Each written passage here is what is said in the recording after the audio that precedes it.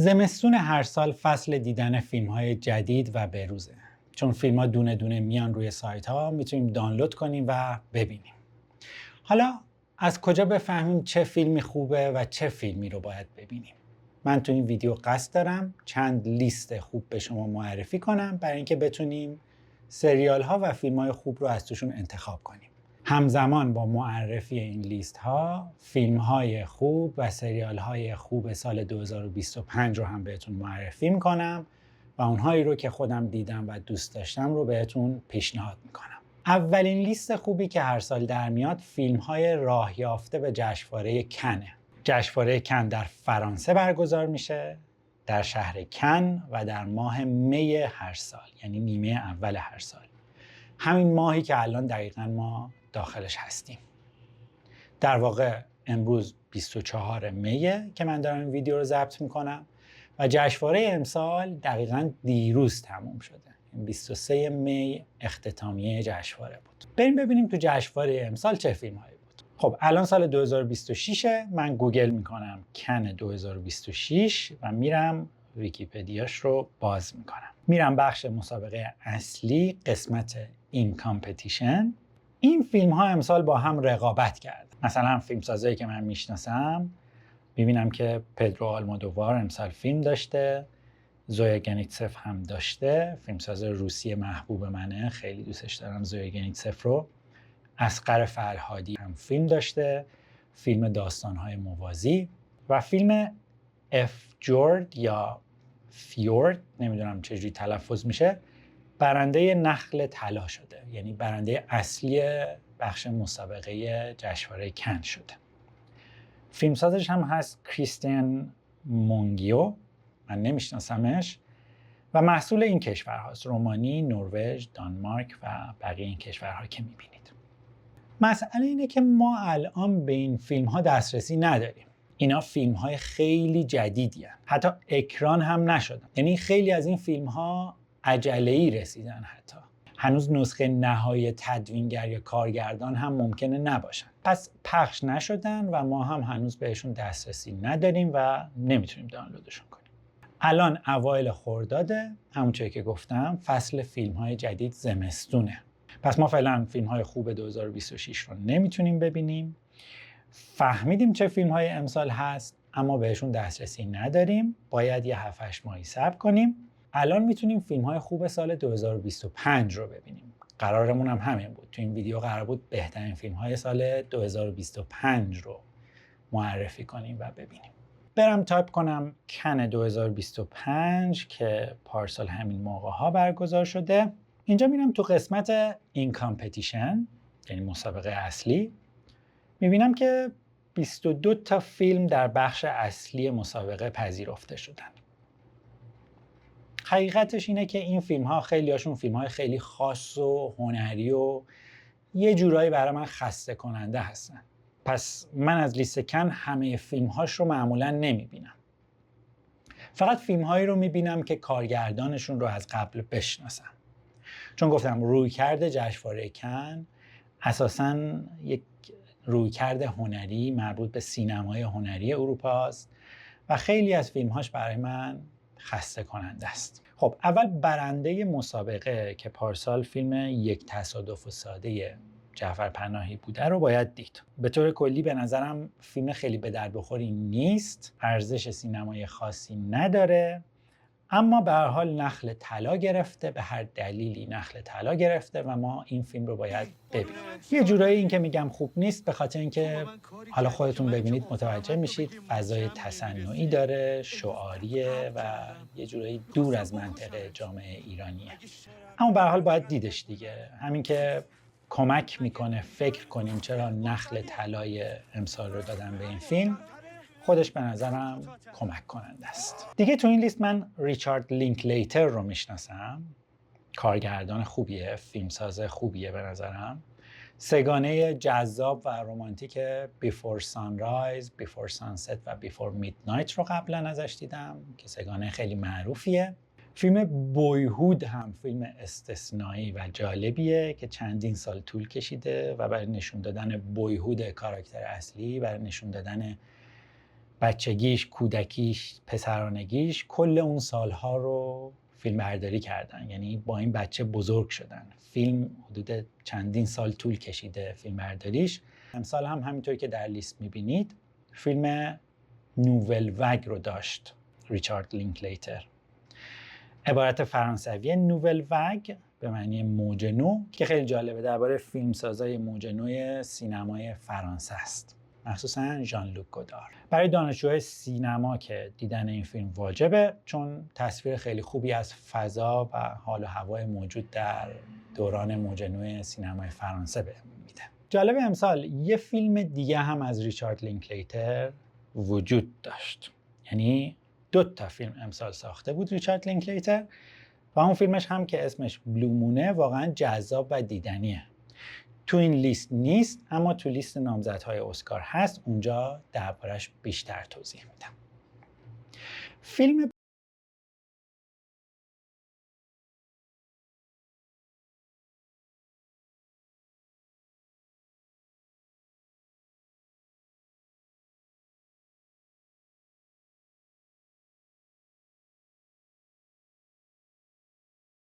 البته خیلی جالب شروع شد. شروع فیلم در یک پمپ بنزین بود، همینطوری که میبینید یه حال جالبی داشت، یک اتفاق جالبی افتاد و من گفتم یک فیلم فوق‌العاده قرار ببینم، با توجه به اینکه کلاً به سینمای کشورهای آمریکای جنوبی علاقه دارم، سینمای آرژانتین، برزیل، سینمای پرو و سینمای کشورهای آمریکای جنوبی. اما یه جورایی تو این فیلم من سر در نمی آوردم که داستان چیه. در واقع یک مسائل تاریخی سیاسی داشت مطرح میشد توی فیلم و من چون اطلاعی ازش نداشتم نمیفهمیدم داره چی میگذره و در کل جزء فیلم‌های محبوب من از امسال نیست. فیلم بعدی توی این لیست که میخوام دربارش حرف بزنم سنتیمنتال ولیو از یواکیم تریه. این به نظرم بهترین فیلم جشنواره کن پارسال بود و نخل طلا به جای فیلم پناهی باید به این فیلم میرسید. یه توضیح هم بدم، من اصلا روحیه ضد ایرانی ندارم، اینکه بگم مثلا اون حقش نبوده چون ایرانی بوده این حقشه چون خارجیه، اصلا اینطور نیستم. فیلم‌های کیارستمی، فرهادی هر وقت هر جایزه‌ای گرفتن به نظرم حقشون بوده. این 2 فیلمساز خیلی بیشتر از اینها هم باید جایزه می‌گرفتن. این فیلم ارزش‌های احساسی رو یواکیم تریه ساخته. این فامیلی تریه برای من یادآور لارس فون تریه است. زمانی که ما دانشجو بودیم خیلی رو بورس بود، اما چند سالی است که دیگه انگار خبری ازش نیست. حالا یواکیم تریه اومده، فیلمی که امسال ساخته واقعا عمیق، زیبا و دیدنیه. فیلم درباره یک پیرمرد فیلمساز تقریبا معروف در کشور نروژ که حالا به عنوان آخرین فیلمش میخواد قصه خودش رو تعریف کنه. کودکیش رو، رابطه با مادرش و از دخترش میخواد که بیاد نقش مادرش رو بازی کنه.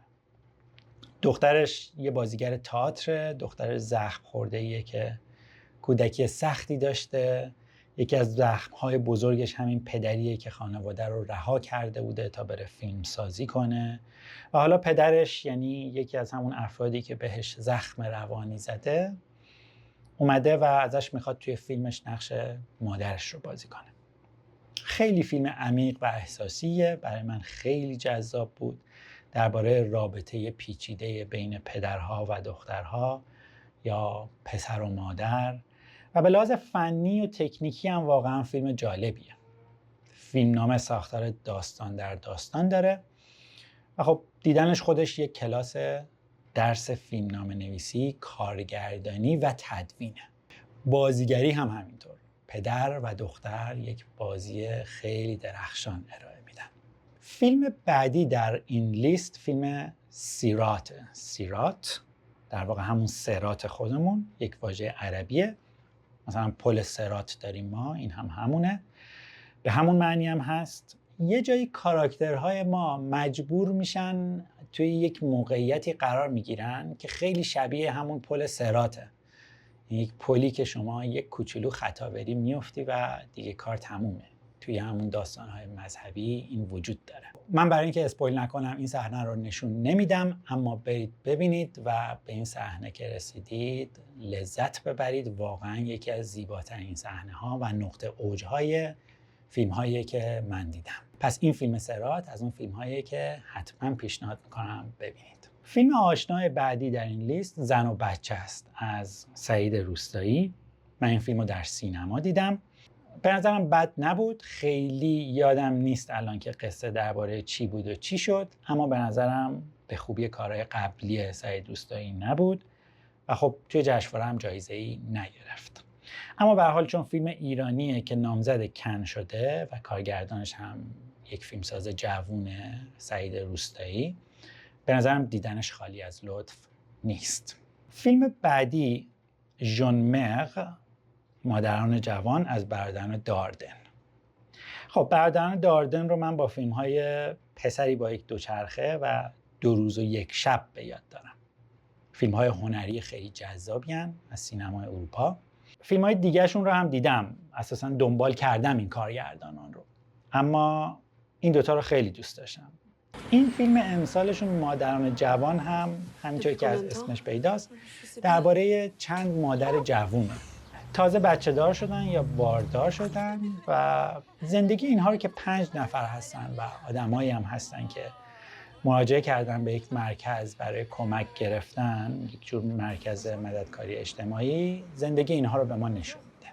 داستان هر کدوم رو ما جداگانه میبینیم توی این فیلم و خب بعضیش خیلی تاثیرگذاره و خیلی ناراحت کننده و غم انگیزه زندگیشون. جالبه برای من، لحظه‌های خیلی جالبی داشت این فیلم، اما در حالت کلی فیلمش به نظرم یک کل زیبا و منسجم نساخته.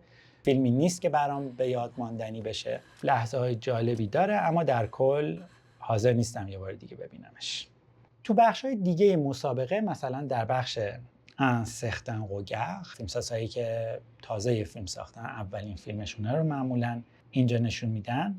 من هیچ کدوم رو ندیدم و معمولاً این فیلم‌ها رو نمیبینم، این نوعی نگاه رو، بخش سختن قوگر رو، اما برندش رو میبینم معمولاً. حالا این فیلم که پارسال برنده شده رو هنوز ندیدم. خیلی دوست داشتم این فیلم رو ببینم.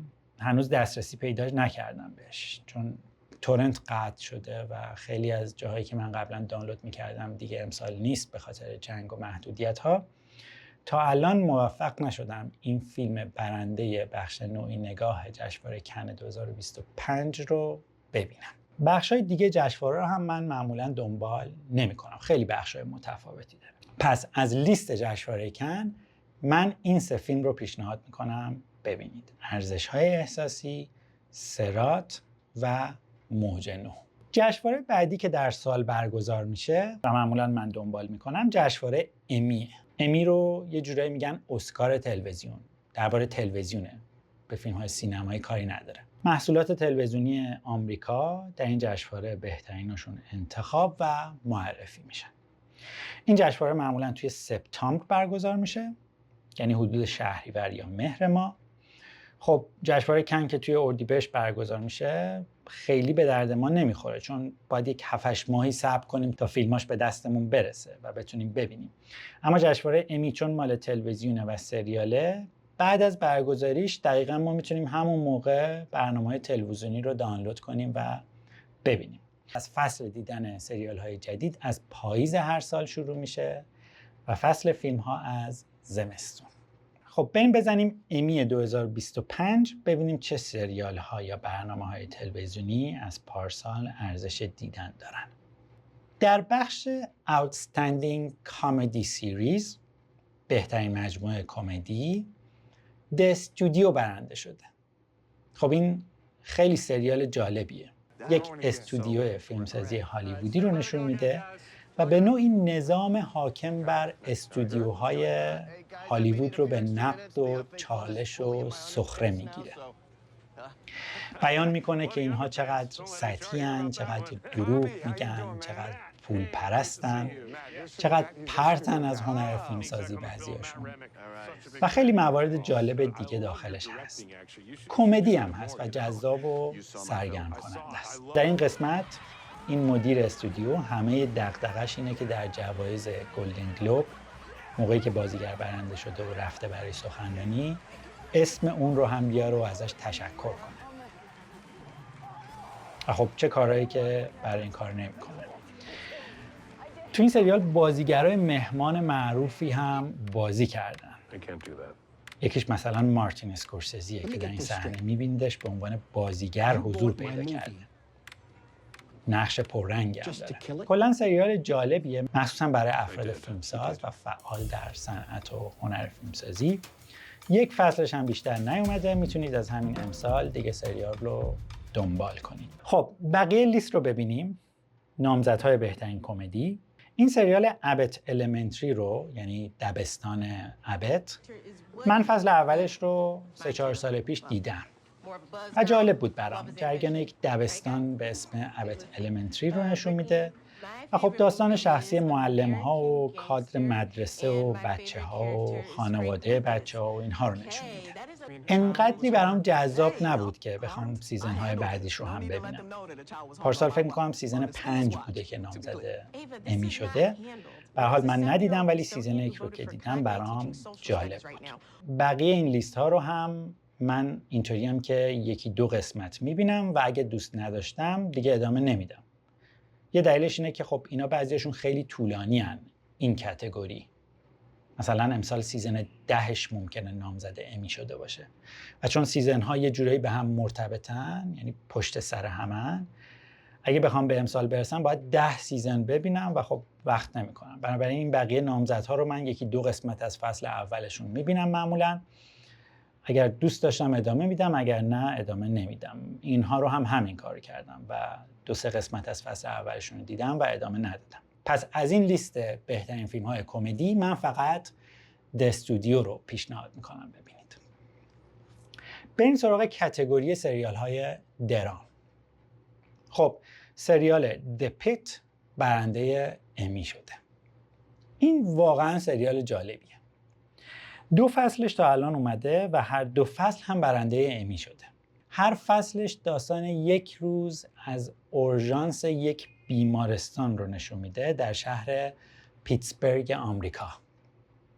و اسم اون اورژانس هم هست پیتسبرگ امرجنسی. خب یعنی اورژانس شهر پیتسبرگ که خود دکترای این اورژانس به شوخی بهش میگن The Pit، یعنی اول پیتسبرگ رو میگن. و این واژه پیت به معنی گودال در انگلیسی، به معنی چاله است. در واقع سریال اسم چاله است، گودال. حالا سریال رو که ببینید متوجه میشید که اسم مرتبط و معناداریه. برای اون اورژانس خیلی معنا پیدا میکنه و برای کل سریال.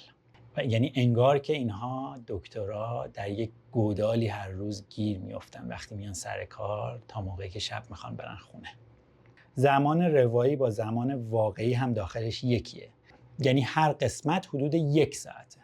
یعنی قسمت اول مثلا از 7 صبح تا 8 صبح، قسمت دوم 8 صبح تا 9 صبح و میره تا قسمت 15 هم که دیگه به شب میرسه. آخر شب جایی که دیگه این دکترها میخوان برن خونهشون. یه نکته، اورژانس بیمارستان جاییه که معمولا خون و خونریزی و بیماری تصادفی و اینها زیاد درش وجود داره.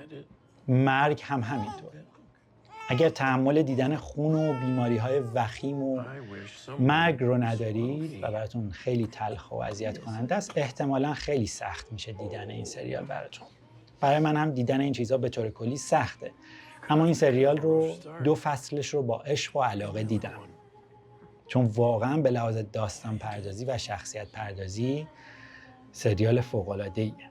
کاراکتر اصلیش که در واقع با سابقه ترین دکتر اونجاست، اتندینگ اونجاست، این آقا بازی میکنه که به نظرم فوق‌العاده است بازیش و فکر میکنم همه جوایز رو هم در بازیگری درو کرد، هم در جشنواره امی و هم در جشنواره گلدن گلوب. برای من یه جورایی بود که جاهایی از سریال قیافه این آدم رو که میدیدم اشک از چشام در میومد و خیلی برام جالب. وضعیت این اورژانس هم منو یاد ایران خودمون مینداخت. یعنی هر لحظه که میای یه نفس راحت بکشی، یه بحران جدید پیش میاد، یک وضعیت اضطراری جدید به وجود میاد و ما دائما باید دنبال پیدا کردن یک راه جدید باشیم، راه حل جدید تا بتونیم عبور کنیم. بگذاریم. بقیه این سریال‌های درام رو من باز 1-2 قسمت بیشتر ندیدم، ولی اون آخری The White Lotus اونم خیلی دوست دارم. یه سریال خیلی روون و سرگرم کننده است. The White Lotus، لوتوس سفید یا نیلوفر سفید. این در واقع اسم یک هتل زنجیره‌ای خیلی لاکچریه که مثلا در خیلی از کشورها شعبه داره. هر فصل این سریال در یکی از شعبه‌های این هتل اتفاق میفته. فصل اولش در جزایر هاوایی در آمریکا، فصل دومش در ایتالیا است و فصل سوم در تایلند.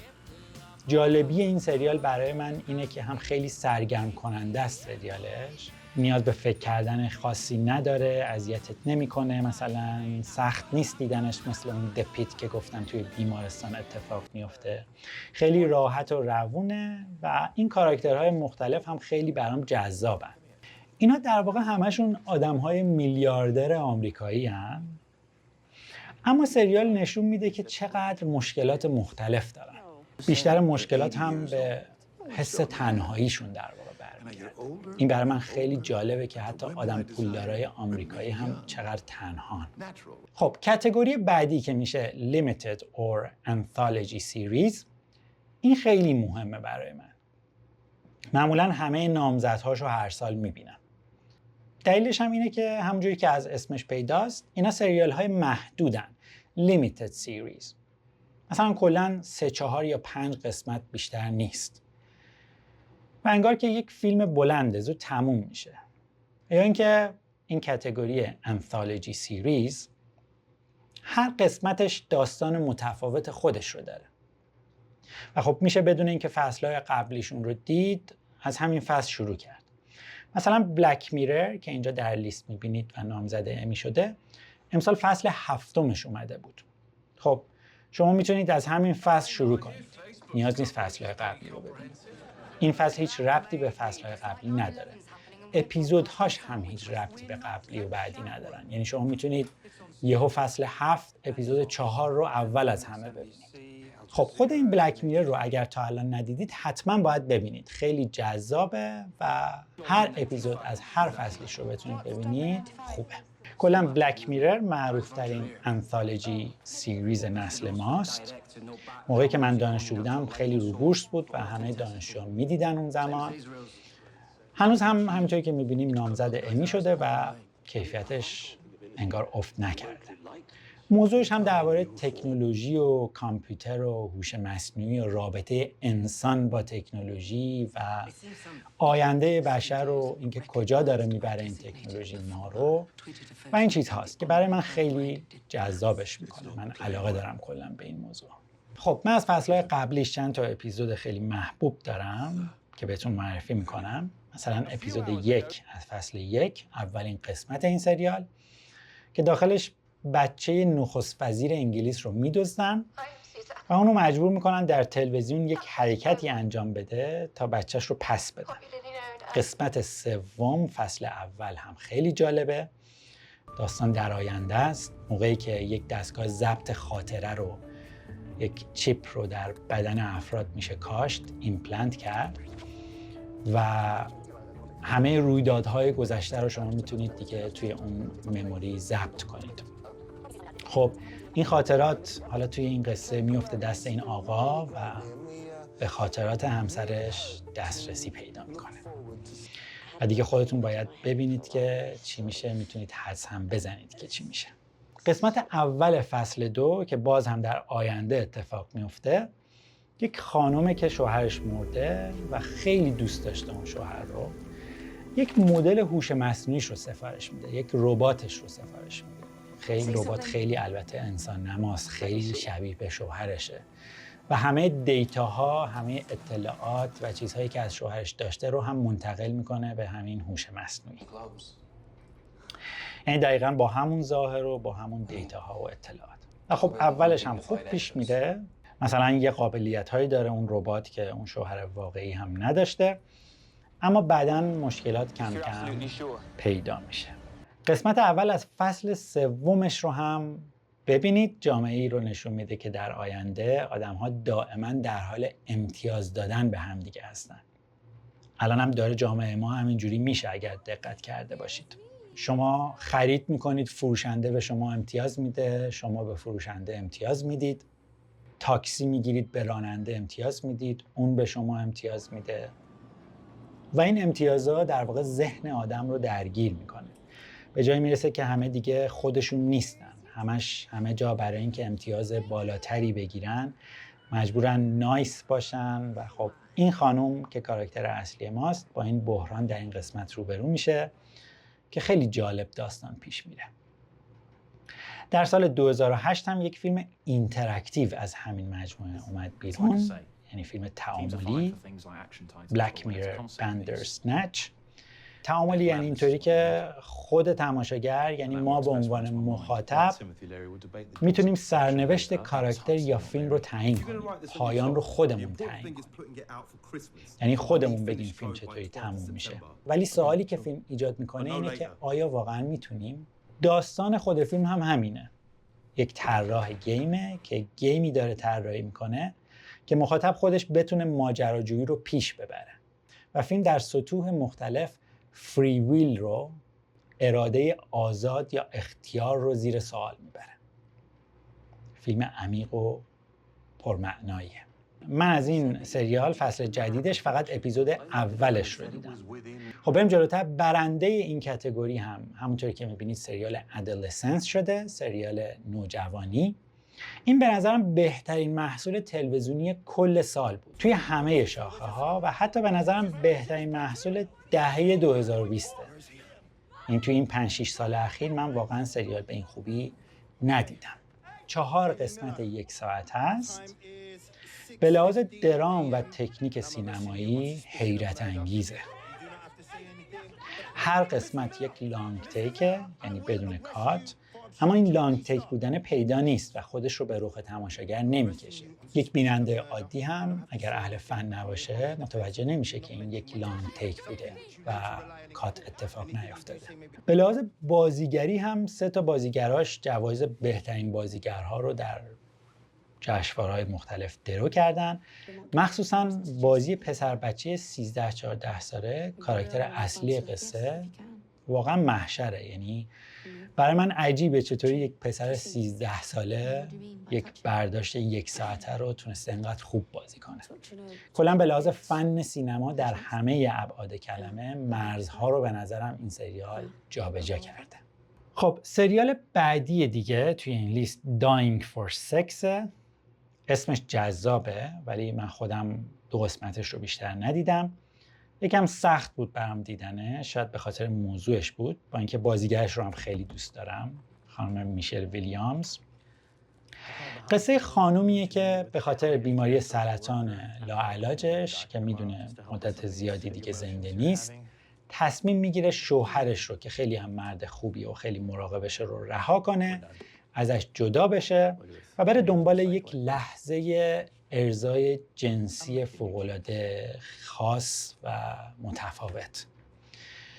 اما خب پیدا کردن اون شخصی که بتونه این احساس رو باهاش تجربه بکنه کار ساده‌ای نیست. سکس اساساً چیز پیچیده‌ایه، برای این خانم هم خیلی پیچیده است و خیلی از اون چیزی که فکر میکرد میره با یکی راحت اون لحظه خاص رو تجربه میکنه متفاوت پیش میره.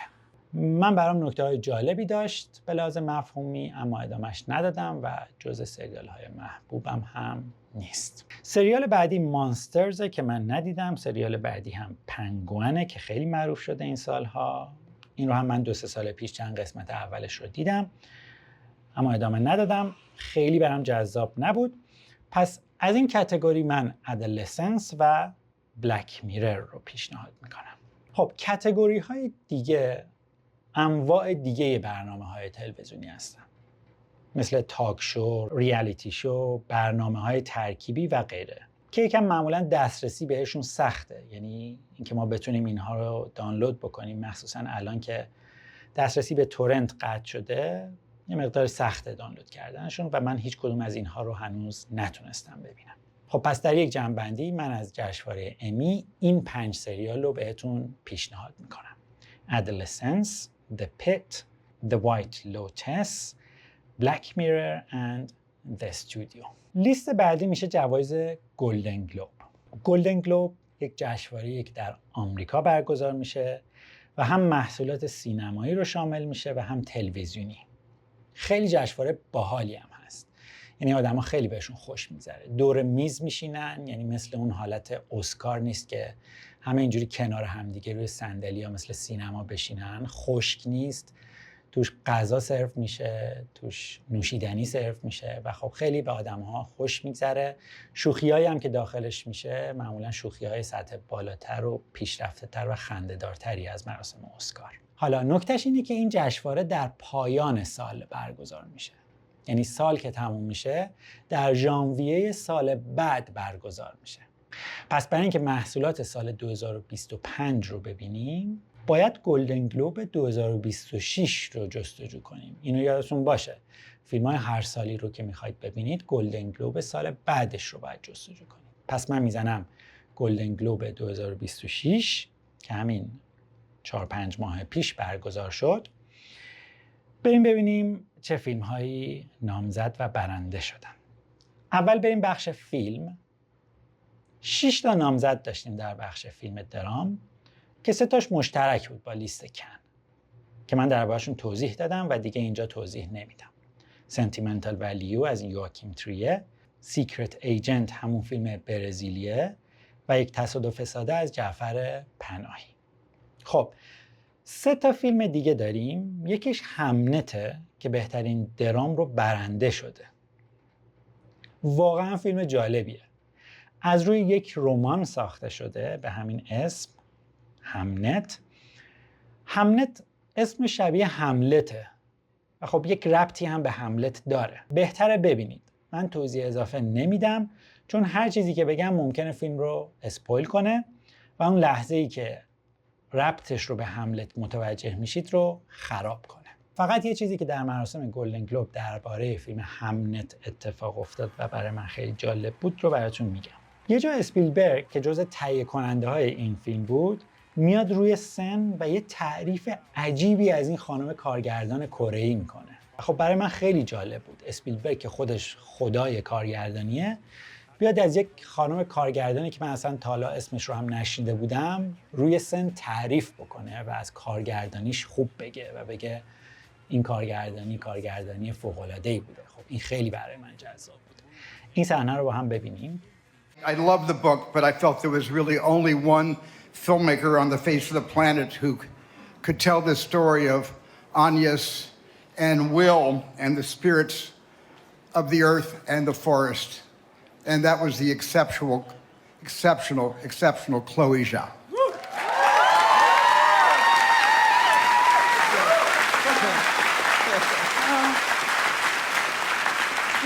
Stephen, you thanked everybody, right? I'm right here. You thanked everyone. Okay. فیلم بعدی فرانکنستاینه. این هم واقعا فیلم فوق‌العاده‌ایه. خب اقتباس از رمان جذاب ماری شلی زیاد شد، اما این فیلم امسال واقعا مرزها رو به نظرم جابجا کرد. آقای گیرمو دل تورو که یکی از خلاق‌ترین فیلمسازهای حال حاضر دنیاست به نظرم و قبلا فیلم شکل آب رو ساخته بود که واقعا اون فیلم هم مثل این عجیب غریبه. این فیلم رو ساخته و خب خیلی هم جذابه. دکتر ویکتور فرانکنشتاین یک موجودی رو میسازه، بهش روح میده، یعنی در واقع یک آدم تولید میکنه، یک آدم خلق میکنه، خودش رو یک خدا میدونه، تبدیل میشه به یک خدا که یک موجود رو خلق کرده و بعد خب این موجود دردسرهایی براش درست میکنه و برای جامعه مشکل‌زا میشه. این فیلم سینرز هم خیلی فیلم جالبی. یک فضای جالبی داره و تا وسطای فیلم شما فکر میکنید یک فیلم رئال دارید میبینید. بعد یهویی اتفاق میفته و ژانر فیلم به کلی عوض میشه. این رو هم اطلاعات بیشتری نمیدم که اسپویل نشه. نمیگم ژانر فیلم چی میشه. ببینید مطمئن باشید سرگرم میشید و ضرر نمیکنید. مایکل بی جکسون توش بازی میکنه، نقش یک دوقلو رو بازی میکنه، یعنی 2 تا برادر و کلی هم جایزه بازیگری گرفت. خب در کاتگوری بهترین فیلم کمدی یا موزیکال فیلم نبرد پشت نبرد برنده شده. One Battle After Another. یک کمدی سیاه آمریکاییه که توش بیشتر جناح راست افراطی رو مسخره میکنه. جناح افرادی مثل ترامپ رو. و دعوای بین چپ‌های آزادیخواه و راست‌های افراطیه که دنبال این آدم‌های چپن و میخوان اینها رو دستگیر کنن و بندازن زندان. و لئوناردو دیکاپریو نقش اول فیلمه و کارگردان فیلم هم آقای پل توماس اندرسونه. کارگردان معروف فیلم خون به پا خواهد شد که یکی از قوی‌ترین کارهاست. بهترین فیلمش اما برای من فیلم فانتوم ثرد محصول سال 2017. فیلمی که 100 بار هم ببینمش خسته نمیشم. به هر حال این فیلم هم برام جذاب بود، مخصوصا نیمه دوم فیلم. نیمه اولش یکم کشدار به نظرم رسید، اما به لحاظ فنی و تکنیکی به نظرم یک مستر کلاس کارگردانی و تدوینه. به خصوص تدوین اسکار بهترین تدوین رو هم گرفت. فیلم بعدی بلومونه، همون که اشاره کردم فیلمسازش ریچارد لینکلیتره و 2 تا فیلم امسال داشت.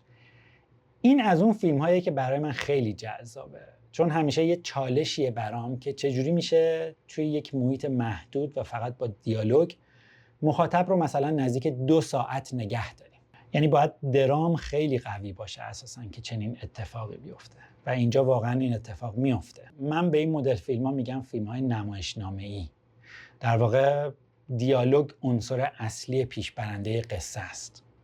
فیلم های شبیه به این مثلا من فیلم کشدار از پولانسکی رو یادم میاد با اقتباس از نمایشنامه یاسمینا رضا، یا فیلم گلنگری گلن راس از دیوید ممت. به هر حال برای من این فیلم خیلی جذاب بود، هرچند میدونم ممکنه برای خیلیا به خاطر دیالوگ‌های زیادش خسته کننده باشه. فیلم بعدی بوگونیاست از یورگوس لانتیموس که بین نسل جوان و بچه‌های هنری امروز خیلی طرفدار داره. از فیلمسازهای متفاوت و کله‌خر امروزیه که فیلم‌های عجیب میسازه. سال 2009 که اولین فیلمش داگ توث رو ساخته بود، من یادمه یه سر و صدایی کرد و من هم همون موقع دیدمش، ولی خیلی با اون فیلم ارتباط نتونستم برقرار کنم. دیگه از اون موقع چند تا فیلم ساخته. من این آخریه یعنی همین بوگونیا رو خیلی دوست داشتم. به نظرم نقطه اوج کارهاشه و یک پختگی خاصی در داستان پردازی و درام درش وجود داره. فضاش خیلی به فیلم قبلی شباهت داره، به فیلم پور things، مخصوصا اینکه بازیگر نقش اولش هم یکیه، اما استون، در چند تا از فیلمهاش بازی کرده. اما این فیلم بوگونیا، فیلم امسال، به نظرم یه سر و گردن از اون فیلم قبلی پور things و فیلم‌های قبلترش بالاتره. فیلم مارتی سوپریم هم فیلم جذاب و سرگرم کننده ایه با بازی تیموتی شالمه، این ستاره جوان سینما امروز که خودش هم از تهیه کننده های فیلم بوده. نقشه پسر نوجوان خیلی با استعداد رو بازی میکنه که کارش تنیس روی میزه، تنیس روی میز بازی میکنه و لحظه های جالبی داره. مثلا تیموتی شالمه مخ این خانم بازیگر سابق رو میزنه که خیلی ازش بزرگتره. یه جایی از این فیلم هم که خیلی معروف شد، شوهر همین خانم که آدم ثروتمندیه، برای اینکه اسپانسر این جوون بشه و بهش پول بده تا بره ژاپن و تنیس روی میز بازی کنه، یه شرط تعیین میکنه و اون شرط اینه که روی باسنش اسپنک بزنه. و خب این کارو میکنه و این صحنه هم خیلی معروف شد در مراسم گلدن گلوب و اسکار هم خیلی باهاش شوخی کردن. خب بگذاریم. فیلم کمدی بعدی No Other Choice از کارگردان کره معروف چان ووک پارک که سال 2003 فیلم اولد بوی رو ساخت. و خب انتظارات حداقل من رو خیلی بالاتر برده با اون فیلم اولد بوی. این فیلم چندان برام راضی کننده نبود، هرچند جذاب بود و تا آخرش سرگرمم کرد. حرفایی هم به لحاظ معنایی داشت. کلاً سینمای کره یک سینمای معناداریه اساساً. اما میگم از کارگردانی که اولد بوی رو ساخته بعد از 22 سال من انتظار فیلم بهتری داشتم. خب آخرین فیلم هم که قبلا معرفی کردم همون فیلم موج نو از ریچارد لینکلیتره. پس میبینید که لینکلیتر 2 فیلم ساخته و هر 2 فیلم نامزد گلدن گلوب شده. این اتفاق یکم نادره. من به یاد ندارم حداقل توی این 20 سالی که دارم به این روش فیلم میبینم چنین اتفاقی افتاده باشه که یک فیلمساز 2 تا فیلم ساخته باشه و هر 2 فیلم نامزد یک بخش شده باشن، بخش بهترین فیلم شده باشن. این به نظرم خیلی جالبه. تو کتگوری بهترین فیلم های انیمیشن، فیلم کی-پاپ دیمن هانترز جایزه بهترین رو گرفت. واقعا هم جالب بود فیلمش. کاراکترهای اصلی 3 تا دخترن که خواننده‌ان و کلا درباره این موج پاپ کالچر جدیده، ستاره‌های جدید پاپ مثل اون گروه کره‌ای که در همه دنیا ترکوندن. فیلم آرکو رو من ندیدم هنوز، فیلم دیمن سلیر رو هم ندیدم، فیلم الیو رو دیدم، قشنگ و سرگرم کننده بود. لیتل امیلی و زوتوپیا 2 رو هم دیدم و باز نکته خاصی درباره‌شون ندارم که بهتون بگم یا بخوام پیشنهاد کنم. چند سالی هست که من انیمیشن شاهکاری ندیدم، با اینکه خیلی علاقه دارم به ژانر انیمیشن.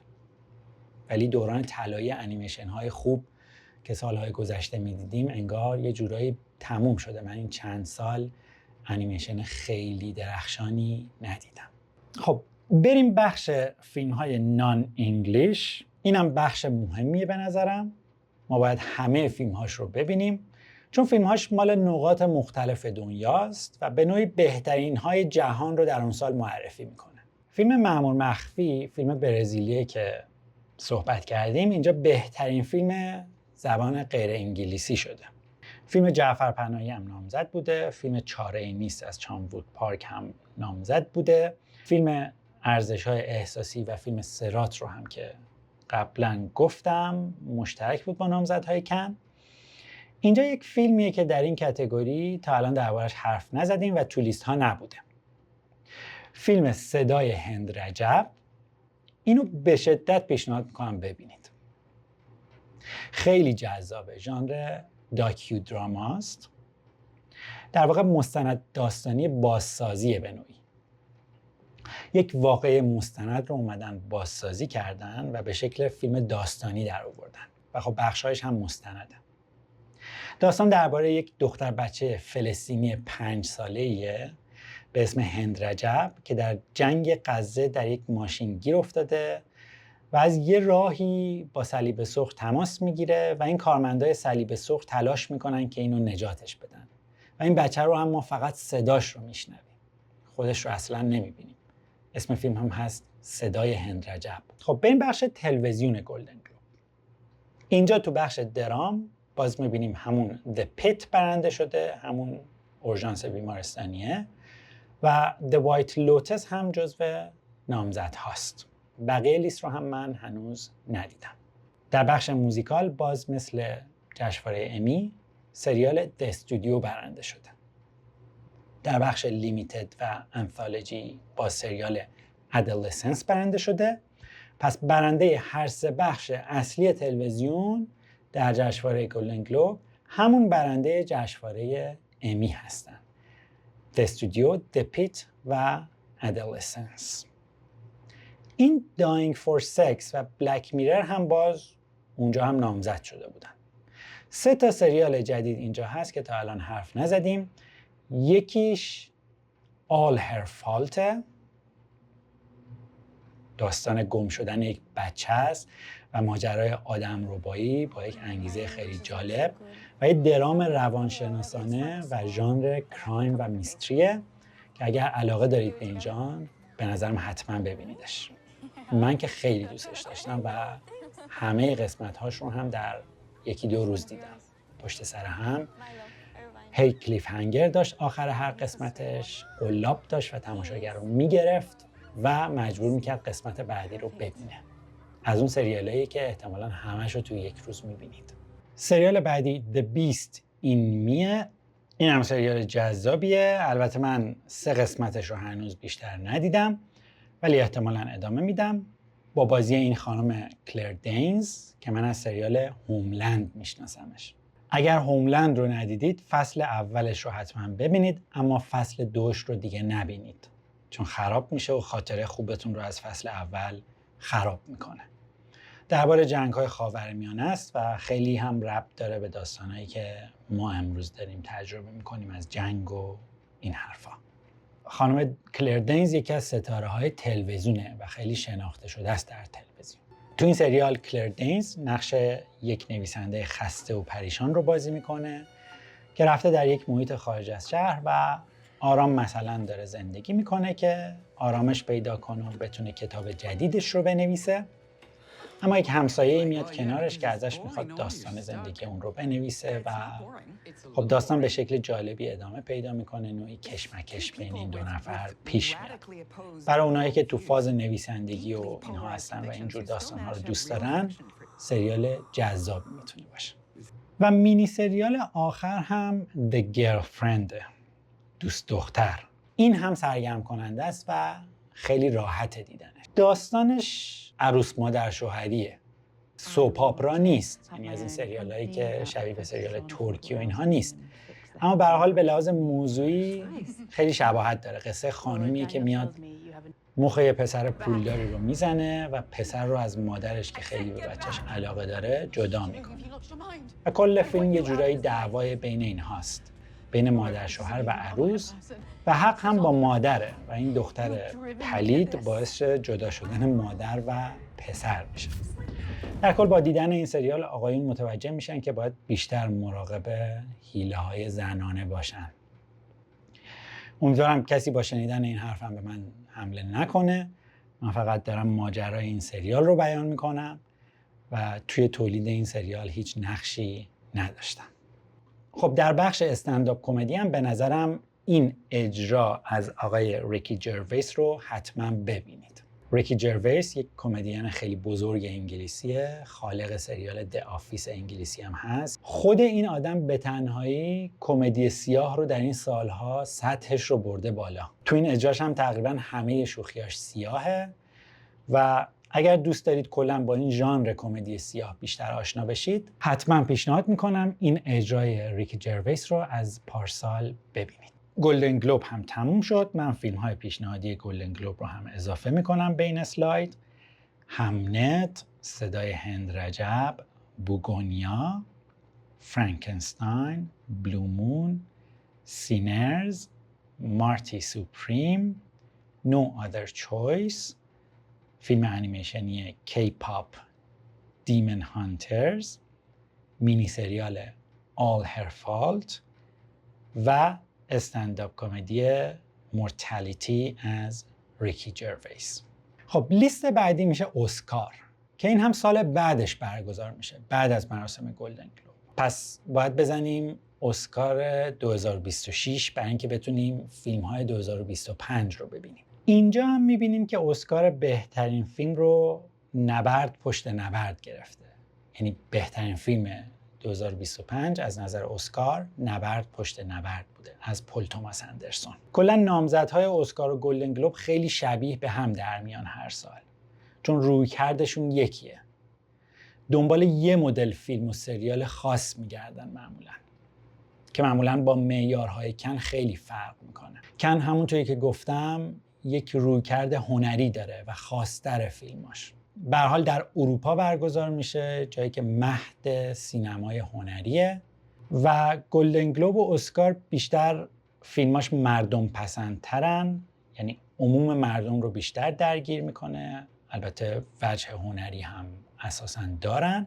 به صنعت سینما در کنار هنر سینما خیلی توجه میکنن. اینجا هم باز فیلم‌های مشترک با نامزدهای گلدن گلوب رو دارید میبینید: بوگونیا، فرانکنستاین، همنت، مارتی سوپریم، سیکرت ایجنت، سنتیمنتال ولیو و سینرز. 2 تا فیلمه که اینجا فقط اضافه داریم. یکیش فیلم F1، در واقع منظور همون فرمول 1، درباره ماشین سواری و مسابقات فرمول اول. براد پیت بازی میکنه و یه کاراکتر خیلی جالبی داره تو این فیلم. یه آدم سن و سال بالاییه که خیلی قده و خب به تیمی میپیونده که همش میخواد حرف خودش رو بزنه و همه باید به حرف اون گوش بدن و دیگه اتفاقایی که میفته.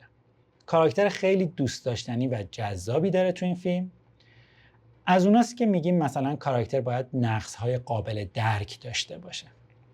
این قد بودن براد پیت یک نقصه، اما برای مخاطب قابل درکه. اشتباهات این کاراکتر قابل درکه. کلا خیلی از خصوصیات یک شخصیت پردازی خوب رو داره. ضمن اینکه این فیلم به خاطر ورزشی بودن و مسابقات ماشین سواریش خیلی هم هیجان انگیزه.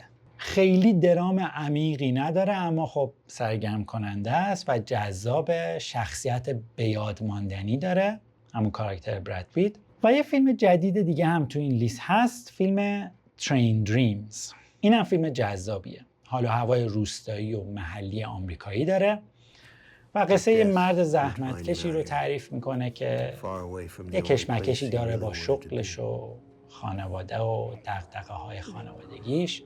در کل فیلم جذابیه و دیدنش رو پیشنهاد میکنم. در بخش بهترین فیلم مستند یه فیلمی برنده شده به اسم Mr. Nobody Against Putin. آقای هیچکس در برابر پوتین. پوتین رئیس جمهور روسیه. من دیدمش و فکر کنم باز به خاطر موضوع سیاسیشه که خب برنده شده. خیلی برای من مستند جذابی نبود. اما تو همین لیست یه فیلم دیگه‌ای هست که میخوام پیشنهادش کنم. فیلم The Perfect Neighbor. این واقعا مستند نابیه. بیشتر فیلم از تصاویر دوربین‌های مداربسته خیابون و کوچه و دوربین پلیس و اینها استفاده شده. و داستان یک خانم مسنی رو تعریف میکنه از اول که ظاهراً اعصاب نداره و نمیتونه تحمل کنه که بچه‌ها توی کوچه هی شیطونی کنن و اذیت کنن و هی زنگ میزنه پلیس. کم کم این هی جدی‌تر میشه و در نهایت به یک فاجعه ختم میشه. من دیگه اسپویل نمی کنم تا خودتون ببینید و ببینید چطوری میشه در یک فیلم مستند قصه تعریف کرد و چطوری فیلمساز از منابع مختلف تصویری استفاده کرده. چه فیلمنامه خوبی نوشته برای این مستند، برخلاف خیلی که فکر میکنن مستند فیلمنامه نباید داشته باشه و فیلمنامه نداره. واقعا این فیلم برام یک فیلم خیلی جذاب بود. اسکار هم تموم شد و من این چند فیلم رو باز به لیست پیشنهادیم اضافه میکنم. فیلم F1، Train Dreams و مستند The Perfect Neighbor. خب میمونه یه لیست دیگه و اون هم لیست مجله سایت اند ساونده. منتقدین مجله های معروف معمولاً یه لیست هر سال میدن بیرون. یکی از این مجله های معتبر سایت اند ساونده که من همیشه یه نگاهی هم به لیست اونها میکنم. بریم لیست بهترین فیلم های سایت اند ساوند رو هم ببینیم. لیست 50 فیلم برتر 2025. فیلم اولش نبرد پشت نبرده، یعنی مثل اسکار. فیلم دومش سینرز که نامزده اسکار و گلدن گلوب بود و فیلم سومش رو ببینید مثلا The Mastermind که تو هیچ کدوم از لیست هایی که امروز بررسی کردیم نبود. بعدی فیلم سرات، Secret Agent، تصادف ساده که این ستا رو هم قبلا صحبت کردیم. فیلم هفتمش اسمش هست Sorry Baby، درباره یک خانم استاد دانشگاهی که خیلی خسته است و خیلی ناراضیه از زندگی که داره. به نوعی یک دوستی داره که گاهی میاد پیشش، اینها با هم حرف میزنن، اون دوسته به تازگی باردار شده، عشقش رو پیدا کرده، اما خب این آدم کاراکتر اصلی ما اینها رو تجربه نکرده. خب این براش سخته. بعدم با یکی از همکارای دانشگاه که ادوایزرشه، مشاورشه، یک مشکلی براش پیش میاد، یک اتفاق خیلی تلخ براش میفته و خب این فیلم همینطوری ادامه پیدا میکنه و داستان زندگی این آدم رو به ما نشون میده. یک رویکرد فمینیستی یا شاید بشه گفت فمینیسم افراطی داره، نوعی مرد ستیزی من برداشت میکردم از فیلم. اما در کل فیلم جالبیه، لحظه های جالبی رو به ما نشون میده از این کاراکتر و عمق و معنا پیدا میکنه. این فیلم رو هم من پیشنهاد میکنم ببینید. فیلم هشتمش وپنز، فیلم نهم درای لیف و فیلم دهم ریزرکشن. این سه تا فیلم رو هم من هنوز ندیدم ولی دانلود کردم و در روزهای آینده میبینم. معمولاً از الان تا زمستون که فیلم‌های 2026 برسه، اگر بخوایم فیلم‌های جدید ببینم، معمولاً میرم سراغ همین لیست و فیلم‌های بالاترش رو میبینم.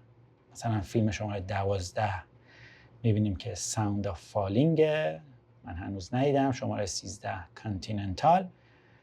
اینها هم فیلم‌های بعدی که قصد دارم ببینم و معمولاً فیلم‌های خوبی هم هست. این فیلم هایی که من تو این ویدیو معرفی کردم معروف ترین فیلم های سال 2025 بودن. این لیستی هم که تو این اسلاید من دارم نشون میدم پیشنهادهای شخصی خودم هستن. فیلم های مورد علاقه خودم هستن. اگر فیلم دیگه ای از 2025 دیدید و دوست داشتید و من امروز اسم نیاوردم، خوشحال میشم به من پیام بدید و پیشنهاد کنید. من معمولا هر فیلمی که یک نفر بهم پیشنهاد میکنه رو میبینم، چون با دیدن فیلم پیشنهادی آدم‌ها من باعث میشه که یک شناخت بهتری نسبت به خود اون آدم پیدا کنم و شناخت آدم‌ها همیشه برام جذابه. در نهایت این لیست رو هم به عنوان تاپ 10 امسال خودم بهتون نشون میدم. 10 فیلم برتر 2025 از نگاه منه. خیلی خوشحال میشم تاپ 10 شما رو هم بدونم. من توی سایتم آدرس اینستاگرام، پیام رسان‌های مختلف و انواع روش‌های ارتباطی رو هم گذاشتم. اسم سایت من هست kavehjahangiri.com. امیدوارم این ویدیو به دردتون خورده باشه. اگر خورده لطفاً بهم بازخورد بدید تا من انگیزه بیشتری پیدا کنم از این ویدیوها تولید کنم. به امید دیدار و خدا نگهدار.